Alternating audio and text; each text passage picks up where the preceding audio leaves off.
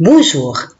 Après avoir vu dans une vidéo précédente comment enrouler la droite des réels sur un cercle, nous allons voir aujourd'hui comment représenter sur un cercle trigonométrique certains réels comme moins pi sur 5, moins 3 pi sur 5, 4 pi sur 3, 7 pi sur 4 et moins 13 pi sur 6. Définissons d'abord le cercle trigonométrique. Il s'agit d'un cercle de rayon 1 sur lequel un point est désigné pour représenter le réel 0. À partir de ce point, on parcourt le cercle dans le sens contraire des aiguilles d'une montre pour représenter les réels positifs. Ce sens est appelé sens direct.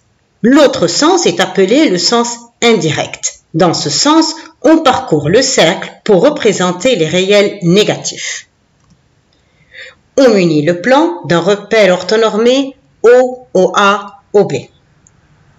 On rappelle que le point A représente le réel de pi et le point A' représente le réel pi.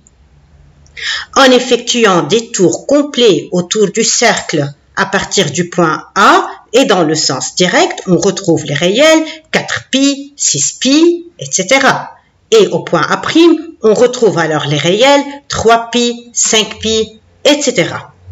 Et en parcourant à partir du point A le cercle dans le sens indirect et en effectuant des tours complets, on retrouve en A les réels moins 2pi, moins 4pi, moins 6pi et en A' les réels moins pi, moins 3pi, moins 5pi, etc. Représentons d'abord le réel moins pi sur 5. C'est un réel négatif. Il va falloir donc parcourir le cercle dans le sens indirect.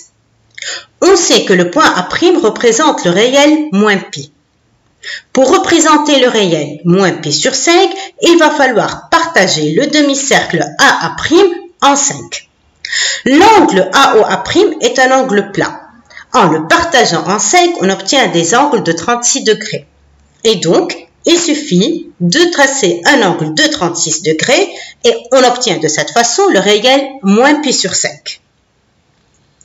Et pour représenter le réel moins 3pi sur 5, il suffit donc de faire 3 angles de 36 degrés chacun et voilà comment on obtient le réel moins 3pi sur 5. Et on aurait pu tout de suite calculer l'angle AON en calculant les 3/5 de 180 degrés.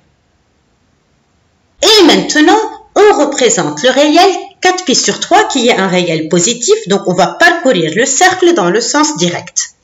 Au point A' est représenté le réel pi. Pour obtenir 1 pi sur 3, on va partager l'angle AOA' en 3. Et donc, en faisant des angles de 60 degrés, on obtient des arcs de longueur pi sur 3. Pi sur 3, 2 pi sur 3, 3 pi sur 3.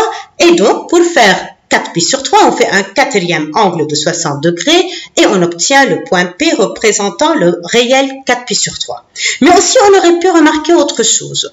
4 pi sur 3, c'est égal à 3 pi sur 3 plus pi sur 3. Donc, c'est égal à pi plus pi sur 3. On aurait pu commencer notre construction à partir du point A' en faisant un angle de 60 degrés.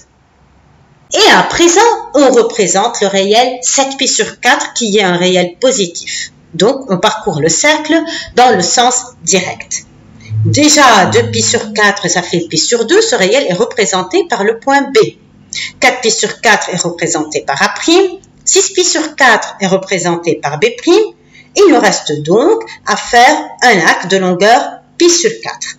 Afin de déterminer l'angle, on divise 180 degrés par 4, ça nous fait 45 degrés. Et voilà comment on obtient le point Q qui représente le réel 7 pi sur 4.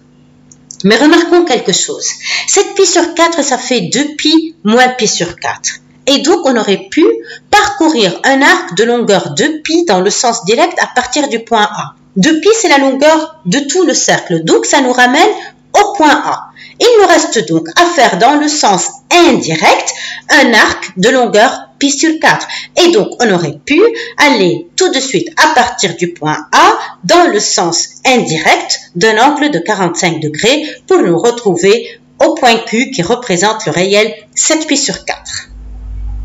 Et pour finir, on représente le réel moins 13 pi sur 6 qui est un réel négatif. Donc, on parcourt le cercle dans le sens indirect. Moins 6pi sur 6, ça nous fait moins pi. Et donc, ça nous ramène au point A'. Moins 12pi sur 6, ça nous fait moins 2pi.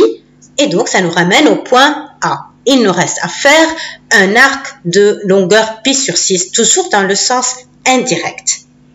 Pour savoir la mesure de l'angle correspondante, on divise 180 par 6, ça nous fait 30 degrés. Et donc, voilà comment on obtient le point R qui représente le réel, moins 13pi sur 6.